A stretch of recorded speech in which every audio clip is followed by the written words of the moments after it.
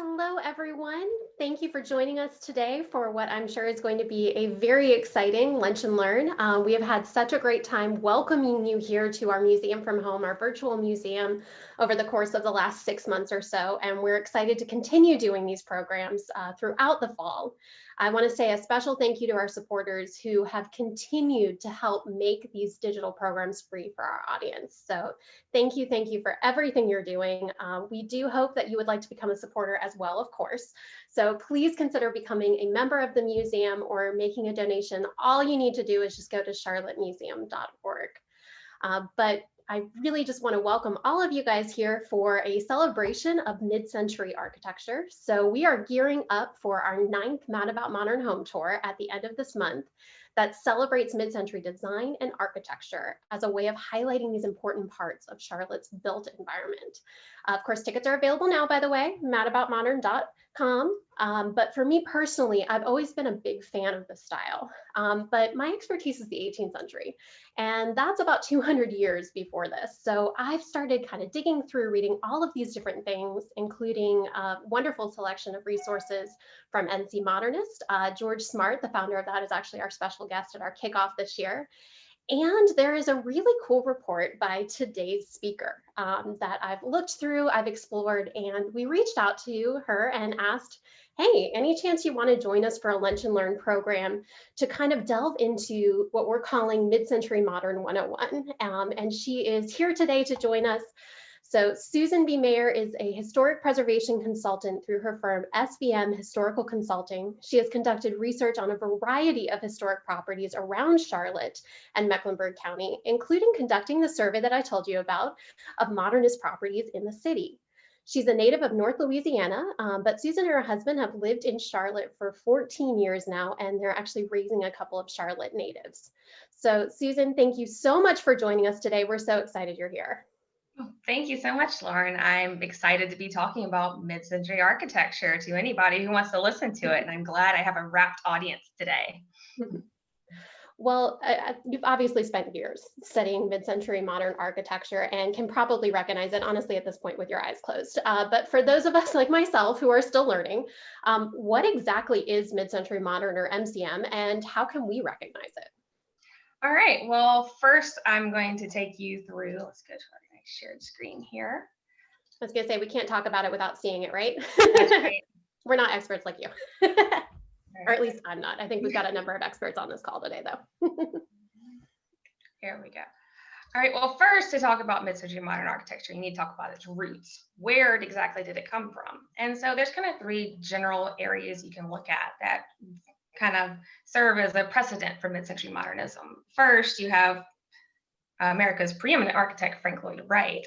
The prairie style that he was instrumental in developing utilized a lot of elements that now we do consider part of mid-century modern. If you look at the picture at the top, that is his Roby house, and he designed that, and it was built in 1909 and 1910.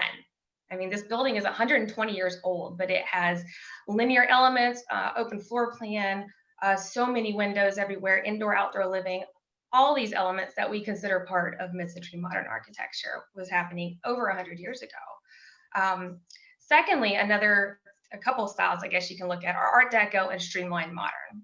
And so these were more simplified forms of architecture, but used a lot of ornamentation, especially Art Deco. You know, the biggest building you think of that is the Chrysler Building. And once the Depression hit, you know, you see a lot less ornamentation occurring. And so streamlined modern kind of grew with that too. Also along with the idea of building as a machine and kind of the sleekness. The picture in the middle was the Charlotte Union Bus Terminal, which was built in 1941. It was on West Trade, but it's unfortunately no longer there.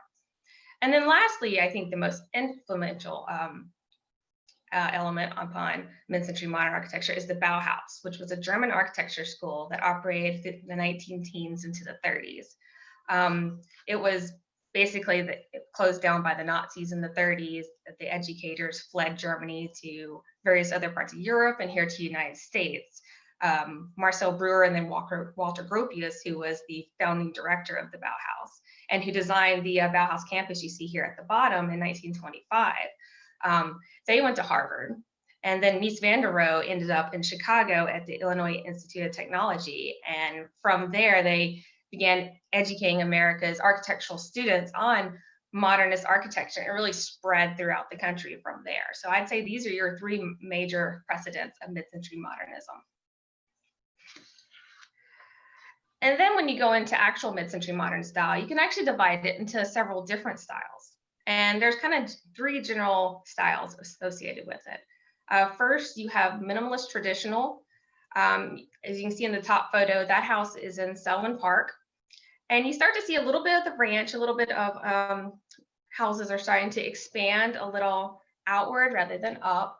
And you start to see some simplified elements. And the windows are starting to be put in a little more linear, lower profile roofs.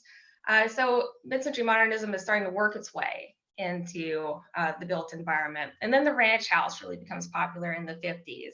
And you see from the middle picture, that house is in the Cloisters off of Providence Road. It's getting very linear and even more spread out. And then you have the contemporary style that really kind of grows in the late 50s into the 60s, which is more of what you think of mid-century modern architecture, starting to do some funky angles and really a lot more windows. This is an unusual example here in that it's a more simple two-story. It doesn't have differentiation between the elevations and the levels. This house, you probably have seen it driving down Monroe Road at the intersection with Thermal. And then you also have the international style of architecture, and that kind of preceded all of these, really started being developed as early as the 20s. But you don't really see houses in this style from this period. International style is considered, the white concrete, metal columns, steel columns, a lot of glass. Farnsworth House, I think, is a great example by Mies van der Rohe. But you don't really see that. It kind of revitalized into the 80s with Richard Meyer. But as far as the actual mid-century period, you don't really see it. So how do you identify mid-century modern architecture?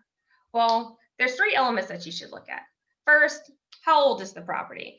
If it's built between 45 and 69, it falls in the mid-century modern period. Second is location. Well, during this period we had rampant suburbanization occurring. Lots of greenfield development, old farms were being sold and people and developers were building houses everywhere. And so you're likely to find a lot of the mid-century modern homes in these post-World War II suburbs and neighborhoods. And then lastly, there are a host of architectural features that are synonymous with mid-century modern design. And so we're going to go through those today and go in depth into exactly what they mean and how you look for them. Excellent. So it sounds like we've got a lot of different kind of things that all come together to be mid-century modern. So it depends on where you're looking, what time you're looking at, and all of these different pieces that go into it. But is there something, if you're, say, looking at a house and you're kind of trying to decide, well, is this in this style? What are the kind of typical elements? And I think you've already got that planned for us right here from what I'm seeing. Yes, there are, there's kind of an overarching element and then 7 additional elements you look at. So first, mid-century modern is going to have an emphasis on angular details, and you're going to find that in pretty much every house from this period, honestly. I mean, there's going to be some that might not, but pretty much all houses will, even if they're not really mid-century modern. And so secondly, you'll look for asymmetrical profiles in the elevations. Changes in your elevation, you see split level floor plans, for instance, coming into play during this period. Your roofs are going to be flat or a lower profile. There will be windows, expansive windows all over the place. And there's a range of how they're utilized as well too. Mid-century modern really was looking at trying to engage with the site where the house was placed. And so you do have indoor-outdoor living kind of working in tandem to expand your living space. You're not just living in a house, you're living on a property. Mid-century modern is very known for its open floor plans, kind of diversifying how you can live your house. And then lastly, there are some pretty cool doors that you can find with mid-century modern design. So I think we're going to dive right in, and we're going to start with angular details. So mid-century modern design is known for its sharpness and form. You see a lot of acute or obtuse angles that are used to manipulate the form. The house in the top left corner, that's the Neiman House on Providence Road. It's kind of perched right up over it before you get the wind over. I'm sure many of you may have seen it before driving by. And you see how it utilizes that obtuse angle in its floor plan to kind of change how the visual elements used in the front and how the floor plan is utilized on the inside. And then you can also see the two houses in the middle, they are both in Madison Park. And so angular details are used to play with the elevation. You see they both have very interesting roof lines. And then lastly, in mid-century modern design, you're going to see a lot of overhangs utilized too. The bottom two pictures, I think, really demonstrate how they're expanding upon, I guess, their base, you could say. So the house in the bottom right, that is in Beverly Woods. And so that split level home, it's got a bit of an overhang on the upper level of it, just to kind of not only create a visually interesting detail, but also to slightly expand your floor space that you have to utilize. So let's look at a couple examples that utilize angular details, because not only do you see it on the exterior, but you see it in the interior as well. And so first, this is the time capsule house that is going to be part of the Mad About Modern tour. And as you can see, I think the best example of the angular detail in this room is the fireplace, because that chamfered corner is making efficient use of that space to form the fireplace. And it also adds some pretty neat visual interest to the room. And then our second example here is the Azrael House, and it's near where Old Providence Road hits Providence Road. And as you can see, the interior ceiling follows the same slope that you're going to see on the exterior of the home, and it creates a clear story here. So they're able to put windows up near the roof so it could bring in more natural light into the space, and once again, create some more visual interest. All right, so a second feature of mid-century modern architecture that you find so common is asymmetrical profiles. The phrase form follows function is always kind of thrown out with modernist design, but fun fact, Louis Sullivan actually is attributed with saying that in 1896. And if you follow kind of back into the precedents, Sullivan actually employed Frank Lloyd Wright in his office. So you can kind of follow Sullivan to Wright up into mid-century modern design as we're seeing it here. And then secondly, you have a move away from rigid symmetry of more traditional styles. Modernism was looking at breaking from a lot of historical precedents, trying some new things, not only design-wise, but technology-wise as well. And so as you can see from all these homes, none of them are symmetrical in the least. They're following the floor plans that really are best suited for people to live in. And so let's look at a couple of examples of asymmetrical profiles. We're going to revisit the time capsule house again. While a little more traditional, I think, in its detailing, it has a side gabled roof with some front gabled little details on the front. It is not symmetrical whatsoever. I think when you think of symmetry, I think Colonial Revival is a perfect example, because you have that perfect little front door, probably some translucent side lights, some flanking windows, and then the second story is going to have a very similar fenestration as well too. So it's like this perfect little rectangle that you could fold in half, and it'd be same on either side. You're not going to see that with hardly any houses during this period, honestly.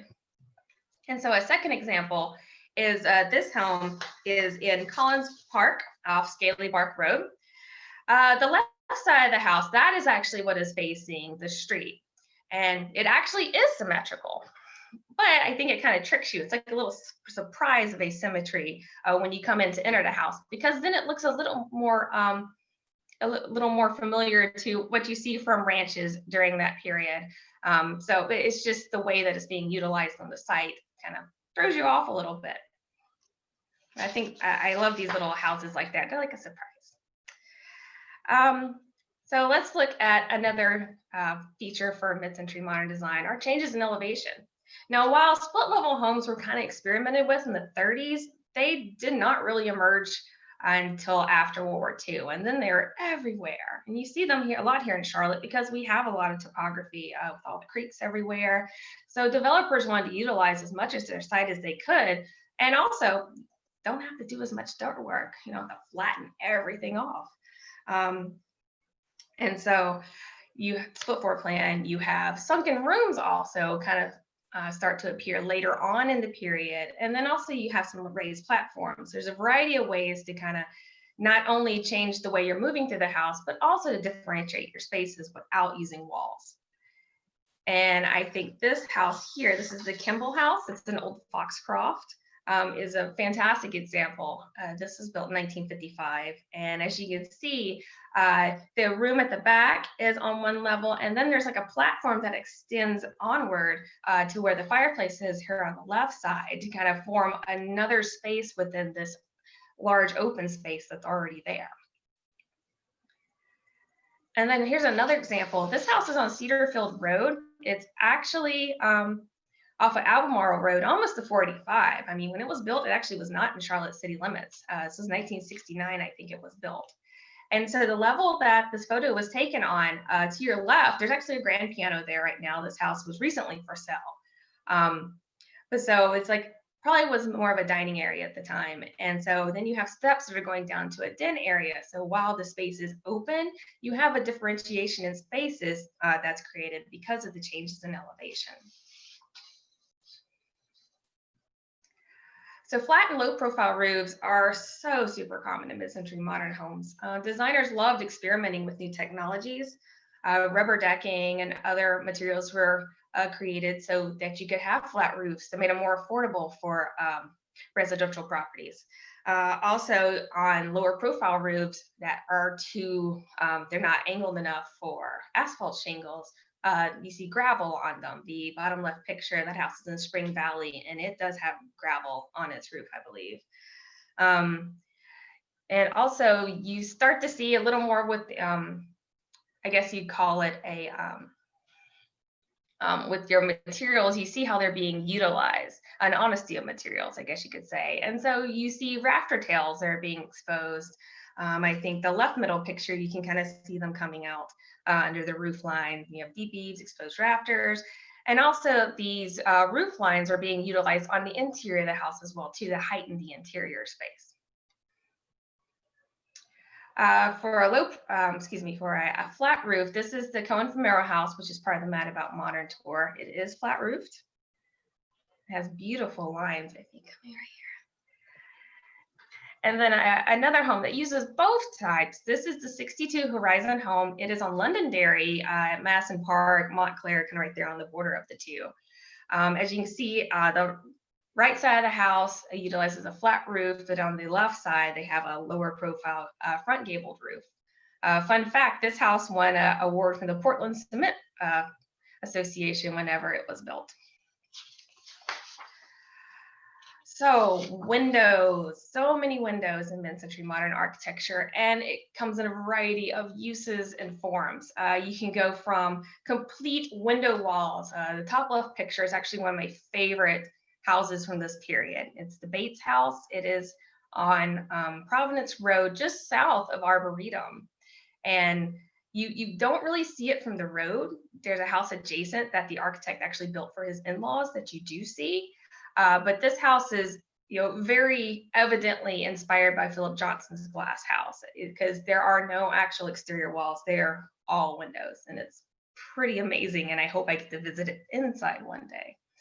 But from that most extreme example of windows in mid-century modern architecture, you have the most basic, I think, is the picture window. I mean, so many houses, my own more, I guess, prim 1956 ranch house, which has very few mid-century modern details, it has a picture window in the den, which brings in beautiful light into that space in the mornings.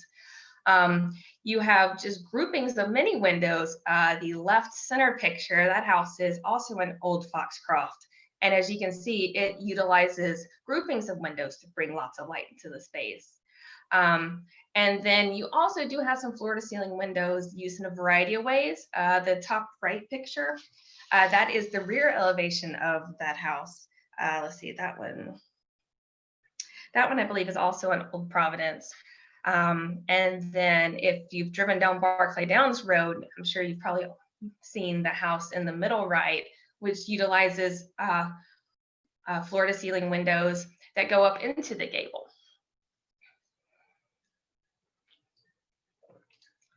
So to look at an example that's going to be on the Mad About Modern tour, this is 410 Lockley. As you can see, it uses floor-to-ceiling windows to bring in light and open up the interior space to the exterior space. So they have a visual connection between the two.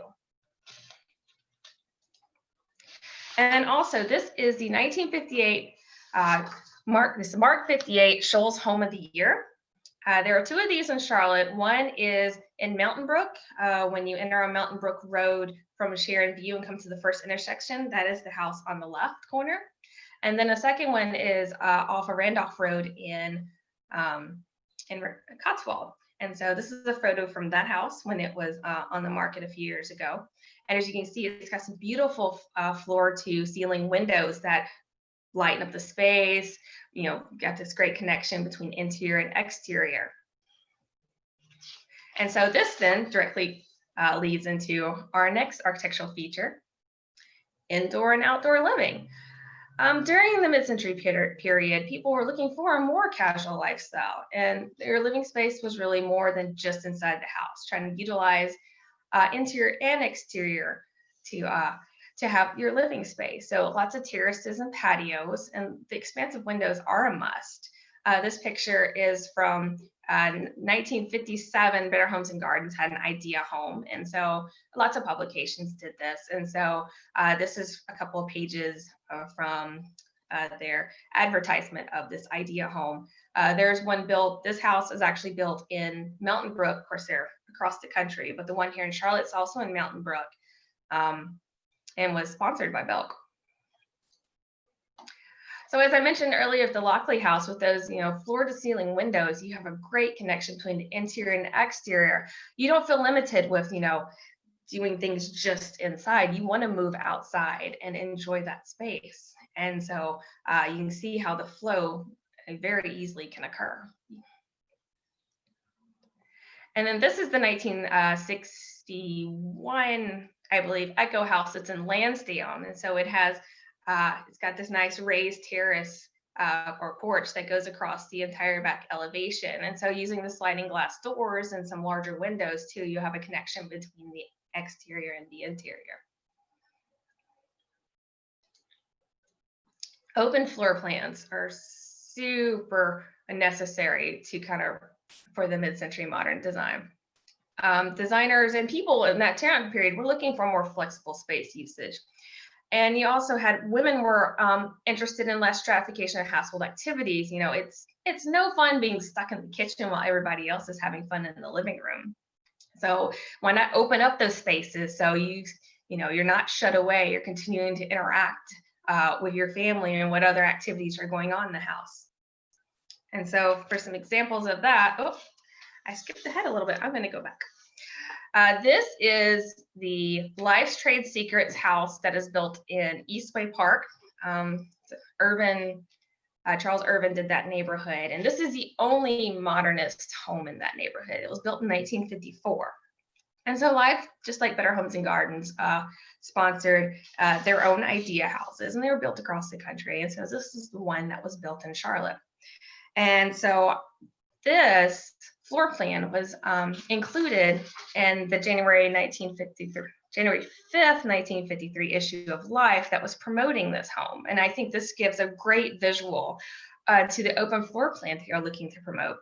You see the kitchen opens to the dining room and the family room, which then flows into the living room. Then you have a flexible space that called the library bedroom. Looks like there's accordion kind of wall that could close off that space. And then you see those expansive windows that open to the terrace, outside to other spaces. And so it really kind of expands the public space that's being utilized. Now, if you look on the left side with the bedrooms, there wasn't a lot of change to how those were utilized. People still valued, their private space, but the public space, they're looking to really change how it was being utilized and how people felt in it as well too. Another plan I want to show you, this is the 1958 Echo House. Now, several houses that were called the Echo Houses were built here in Charlotte. They were sponsored by the local Home Builders Association, and this was the first one. And so the Home Builders Association had this big parade of homes every year. So people go look at, what was new going on in residential design. And so in 57, they had a survey asking, what are you looking for in an ideal home? 3,000 plus people responded in the survey. And so utilizing those responses plus a budget of around $20,000, 4 area Charlotte architects designed this house based on that. Though respondees wanted a garage and a 4th bedroom, but that was outside of the budget. And so as you can see on the right side of the plan, the dining room, living room, family room, and multi-purpose room really form this nice U shape. And then the kitchen is open to the multi-purpose room and can kind of see into the family room as well too.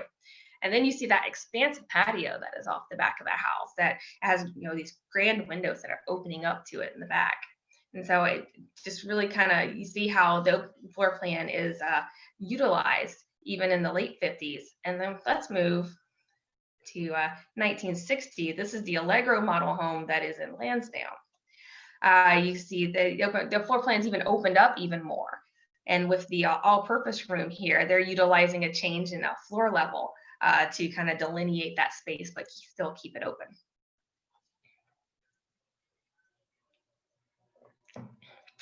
And our last feature we're going to look at are unique doors.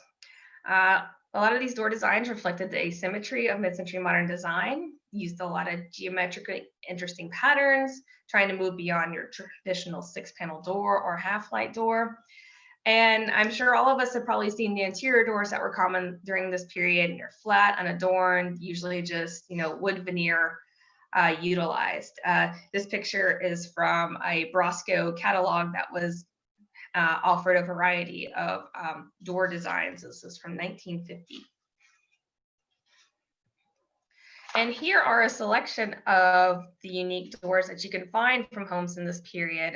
These homes have all are for sale or have been for sale in the Charlotte area recently. The 2 doors on the right are newer iterations of mid-century doors, but this will kind of give you an idea of the range of designs that you would see in doors from this period.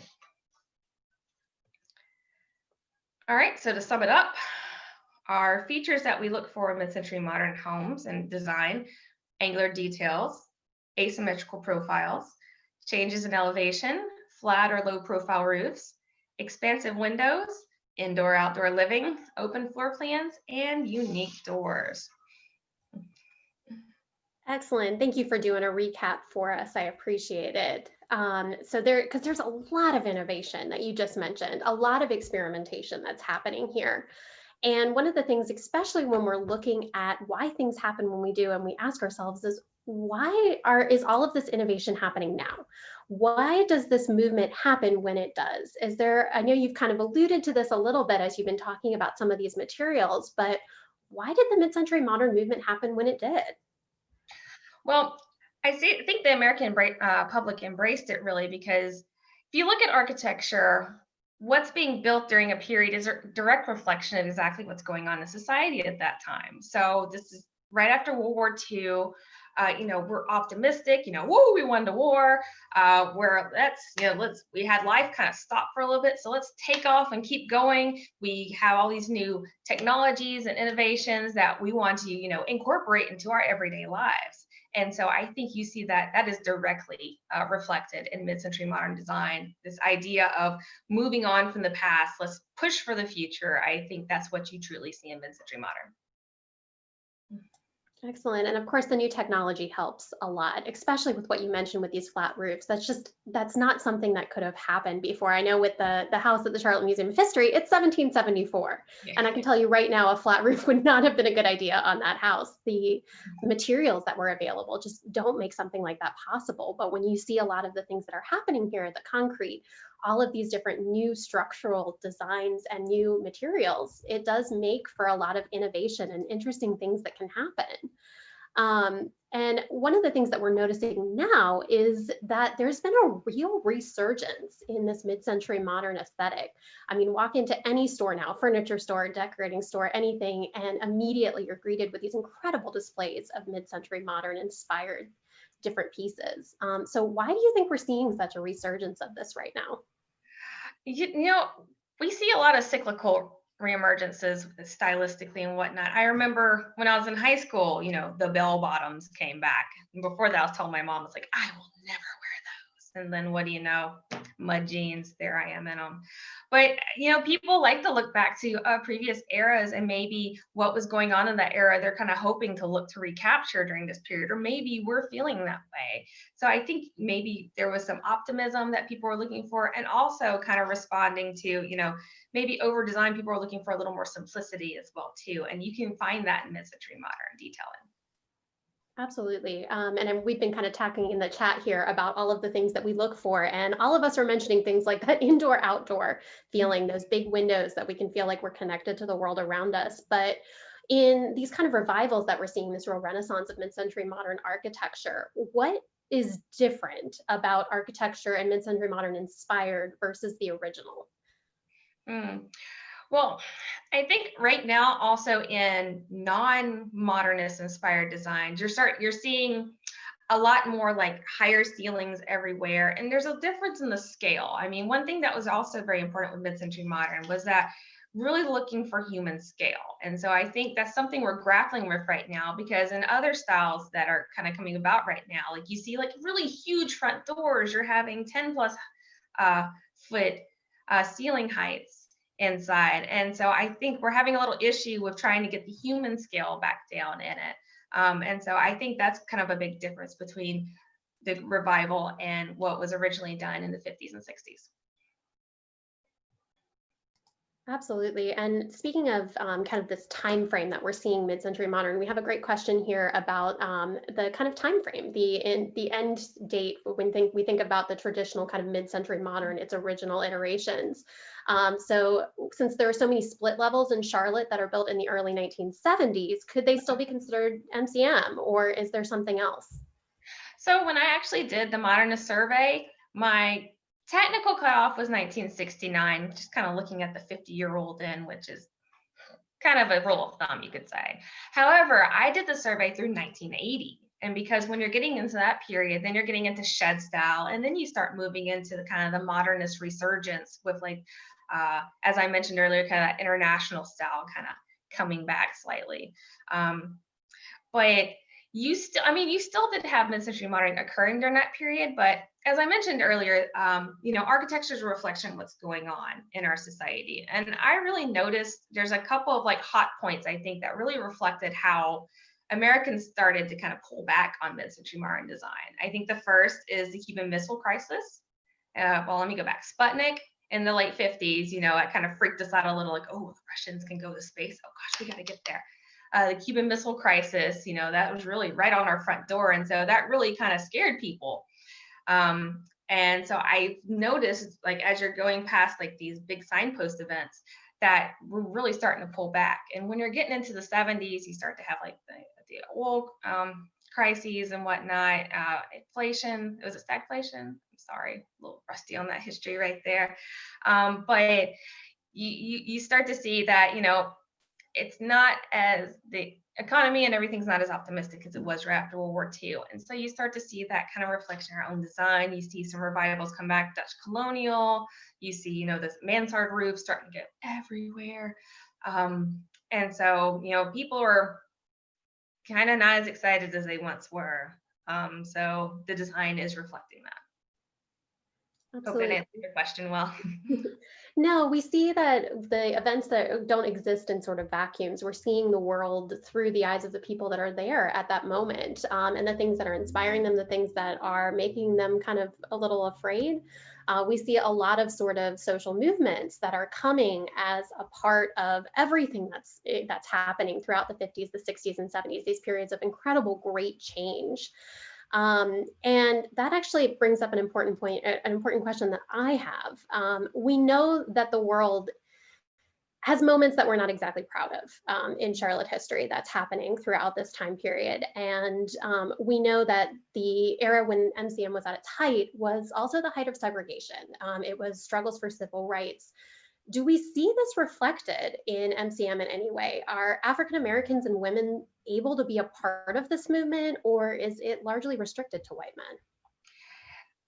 Sadly, it really is. And some of that comes from the federal level because a lot of houses during this period were FHA financed, GI Bill financed, and they weren't too keen on funding overtly modernist homes. I mean, that's why you see like a range where you'll have some features in there, but then there's still a lot of what people consider more traditional detailing because that's what was being, being financed. And then, of course, Black Charlotteans were having trouble getting loans for houses. So, that restricted even more, I think, the amount of mid-century modernism that could be incorporated. Now, Charles Irvin did develop University Park, which is off of Beatties Ford Road, I think around 1960 maybe, and it was marketed as a Black suburban development.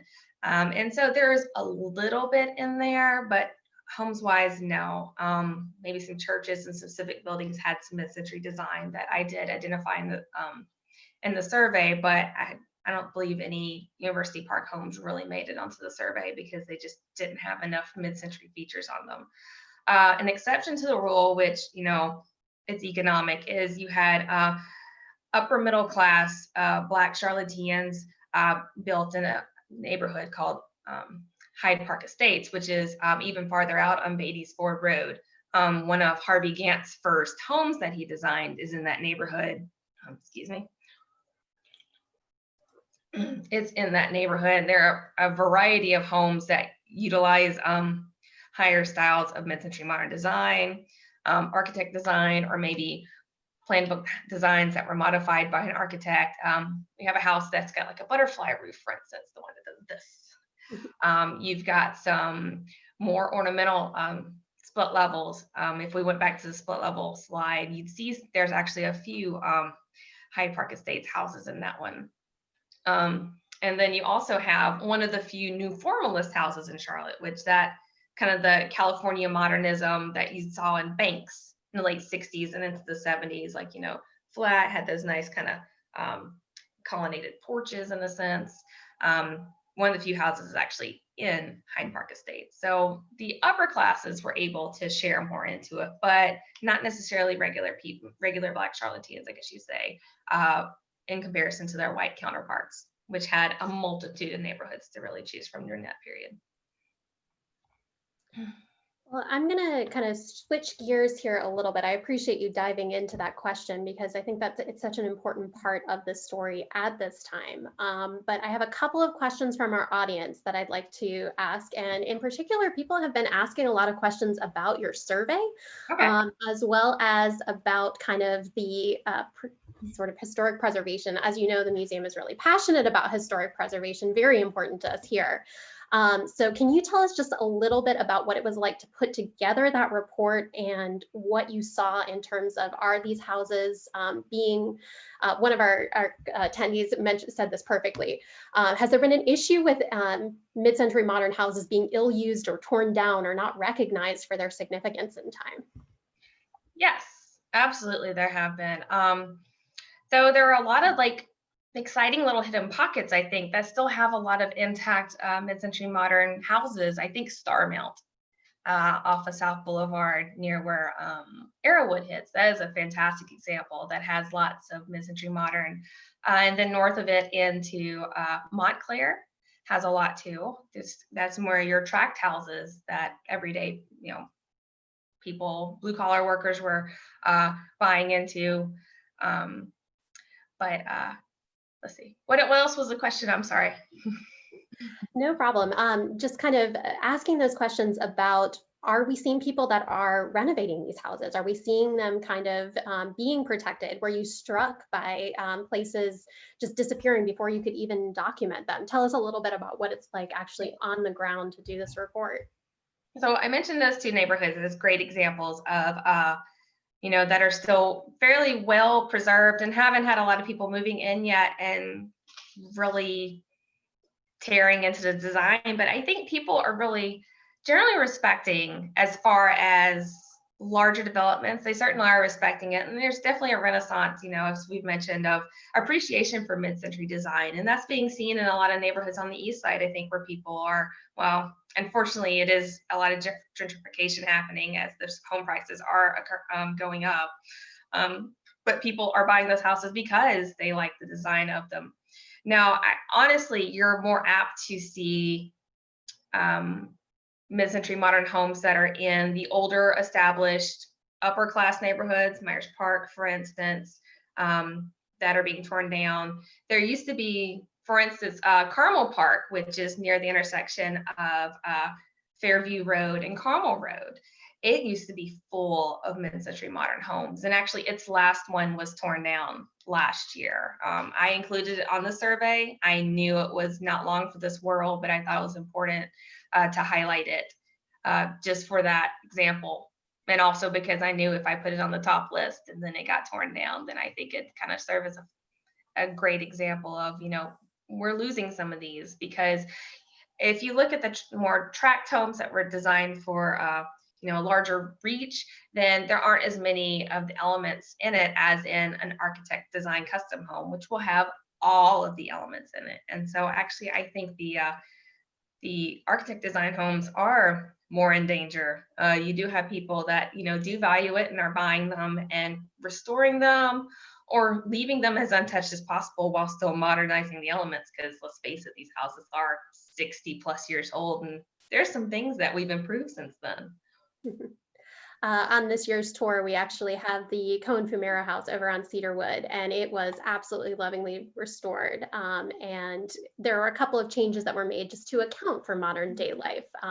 These different things that we have today that people in the mid-century modern era would have loved. And actually the architect on Lockley, that was how they approached the project in the first place. The question was, all right, we're going to renovate this. We're going to do some changes here. So what would they have done if they had access to these things? But I think you bring up such a great point of sort of protecting these pieces and figuring and kind of drawing attention to them. Obviously, that's something we're really passionate about at the museum here, this question of raising awareness. And that's why we do this home tour in the first place, is to remind people that these places are history and they are an important part of our story here in Charlotte. Now, I've had a couple more questions come through while we've been talking, and in particular, I think people are really interested in how can they figure out what is mid-century modern and what is not. And so I would love to move to something that I've been looking forward to. If you've been following our social media, I might have gotten a little excited about this. You're going to give us a chance to see whether or not we can identify something. I'm embarrassed to say I'm a little scared about whether I'm going to be able to do it. Well, you're getting my full cheesy personality right now, because we're going to play Is It Mid-Century Modern? So I have a couple of houses that I looked up that have been sold in the last several months. And so, it's great to be able to pull some interior photos, because some things I've noticed, because when I did the Modernist survey, so it was all basically what you call a windshield survey. You're just looking from outside your car, or in my case, clicking through on Polaris or on driving around on a Google Maps. And you're looking at the exterior and seeing if you identify, because trying to, go through all these houses, see if you find a listing and what the inside looks at, that was, way outside of what was possible. So I've looked up some houses, and so I think using both exterior and interior photos, we're going to be able to see if we have some mid-century modern properties. So let's go to our first one. All right, so what we're going to do is we are actually going to pop up a poll question here, and you can decide whether you think it's mid-century modern or not. So hopefully that'll pop up on your screen in just a moment here. All right. Okay, so I'm going to go through each of the elements, and we're going to kind of discuss whether or not that it does meet the criteria for it. We're looking for generally half of the elements here. So we're going to go through the 7 that have the little logos with them, so we can see if it's mid-century modern or not. So first, this house is in Starmount, and it was built in 1961. So just to talk about the angular details, you can see the front elevation. It has the exposed rafters. It has a nice kind of visual interest going on the interior. That the shape of the roof is reflected in the ceiling. So yay, angular details. But so first, is it asymmetrical in its elevation? Which, if you look at the top left picture, yes, it is. So Oh, where'd my little thing go? There you are. All right, asymmetrical. Secondly, does this house utilize a change in elevation to differentiate rooms?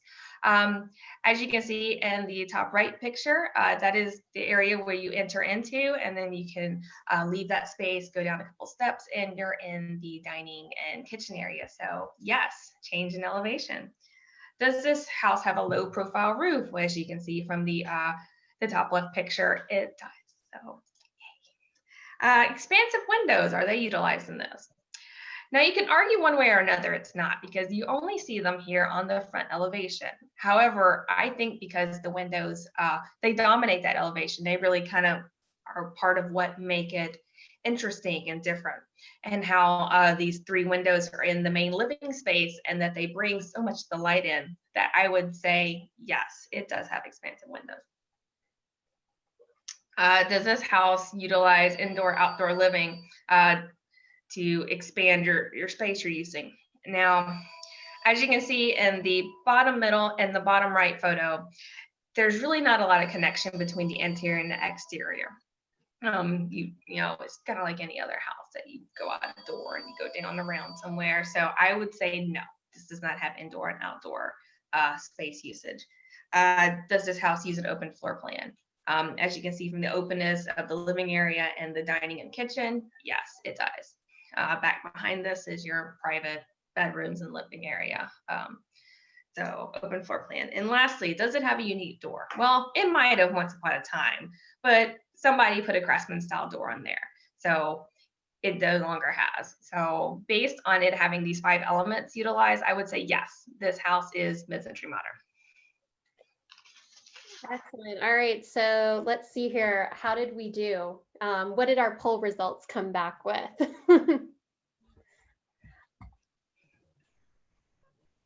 Hello, our poll results, we had 20 voters and every single one of them said yes, it is mid-century modern. Oh, so apparently we've been doing a good job here. That, or we already had a whole bunch of experts in the audience. Yes, we've got some smart people. I was going to say, I think I saw some in the chat here. I've seen a lot of experts, people that are talking about remodeling and all of these different pieces, which we're really excited to hear about. All right, so I think you have another one for us, Susan, right? I do, and I'm going to make it a little bit harder this time. This house is in Beverly Woods, which is a John Crosland development. Crosland was not really known for doing a lot of the mid-century inspired homes. If you go through Beverly Woods and other Crosland neighborhoods, you're going to see that there's not really a lot of them. So this house was built in 1965. So let's go through the individual elements. We're going to talk a little about the angular design. As you can see from the front elevation, the left side, you know, it's cross gabled. So that means you have a gable going one way and a gable going another way. And so utilizing that front gable, it kind of extended it so you have a front door entry area. So I think that's a pretty cool detail that they utilized there for some angular design. But so let's go through each of our elements. So first, asymmetry. Obviously, yes, that is not a symmetrical house. So click. Secondly, are there changes in elevation? If you look in the bottom left photo, you can see there are some small set of stairs that's going up into another space. It's not a split level home. They use the change in elevation. And I don't even really, looking at that photo, I don't even know if the topography of the site really called for that to be utilized. It might have somewhat, but I would still count that as change in elevation. It could be arguable. That's fun, being actually arguing over architectural features, but I'm going to say yes. Does it have a low profile roof? No, this house does not. Are there expansive windows? Now, I think when I brought up the point on the previous house that the windows kind of, you know, they dominate and are a big feature, I think, of the front elevation. I think by comparison, they're not as big of a feature, as you can see on the right side versus the left. It's got some tiny little sash windows that are up in that front gabled end. And so, I mean, you can argue one way or the other with the windows, those 3 windows together, plus the window up in the gable, as you see in the top middle photo. But I would honestly say no, this house does not really utilize expansive windows. I think it has some, but I don't think it has enough to really call it mid-century. Does this house have a connection between the indoor and the outdoor spaces? As you see in the bottom right, there's just a door going outside. Not really. There's not really a visual connection at all between the 2 spaces. So I would say no. Does this house have an open floor plan? Well, if you look at the interior photos that are on the top and the bottom, the top middle photo, that is the living room, and then you see it curves around to the left, and so that goes to the top right photo, which is the dining room. And then there's, you know, a very evident wall between it and the kitchen, which does open to kind of a breakfast room space. But in general, this is not an open floor plan. It kind of nods at one, but it's not. And then lastly, does this house have a unique door?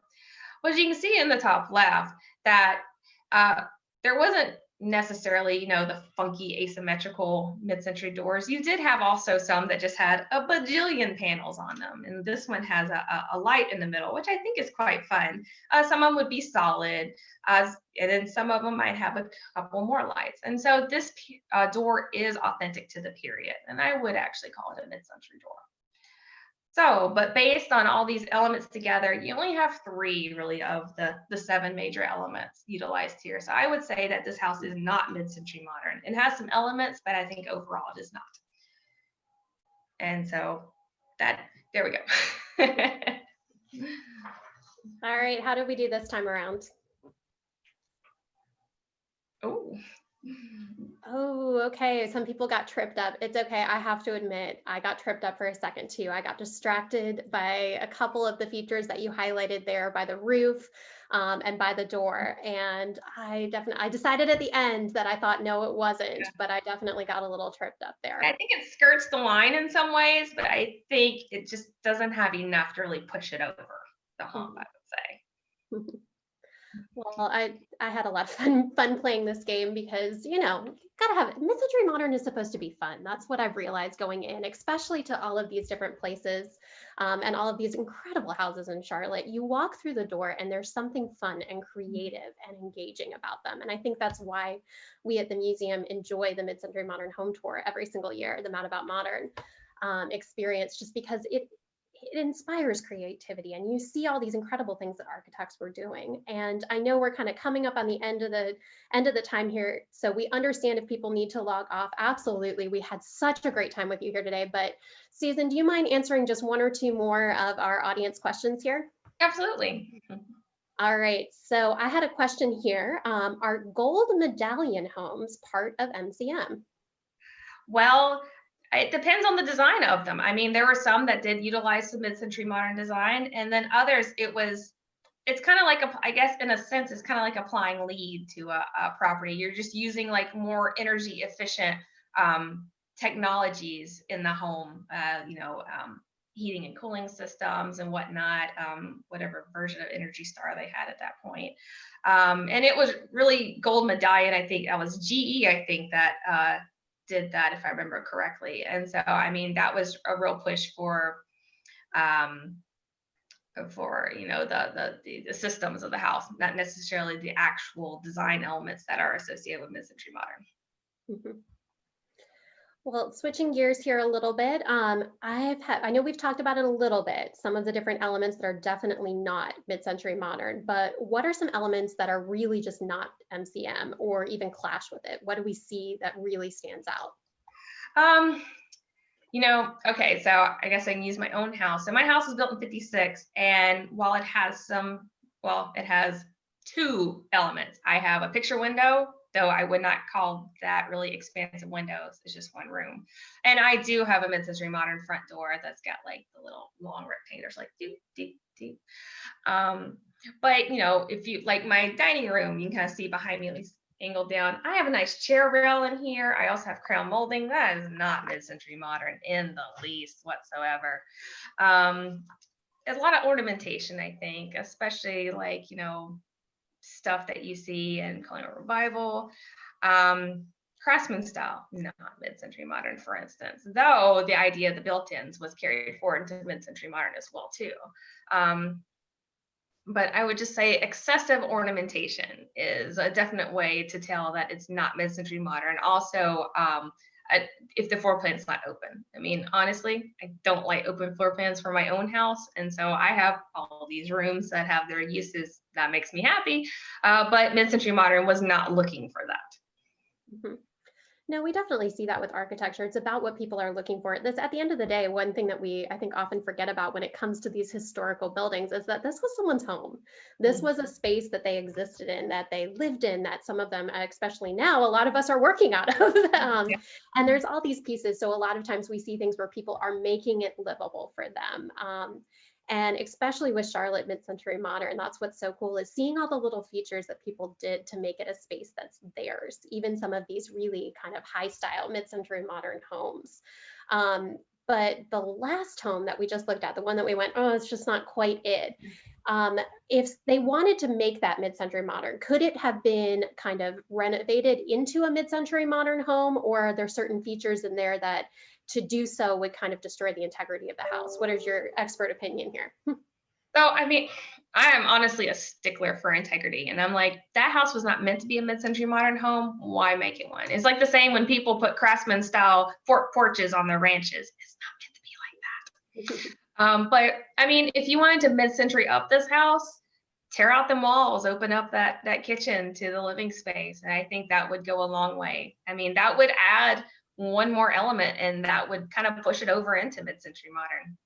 I don't know if I'd really touch the front elevation so much, because I mean, I think it has this play between, you know, kind of the modern idea and then more traditional styles, because let's face it, most people, they like what they know and they don't want to really push outside their box, especially when it comes to your home. And I think that's why you see more kind of pulled back mid-century modern design elements used in homes versus, like, for instance, I think the epitome of mid-century modern design you find in churches, because it's a public space that people are using, and they're kind of in a way looking to, expand, I guess, their beliefs and whatnot. And so I think, pushing in architectural forms works perfect in conjunction with ecclesiastical architecture. And so you see a lot of, like, in churches, but not so much in their homes, just because at the end of the day, people want to be comfortable, and maybe they're not quite comfortable in something that's completely different.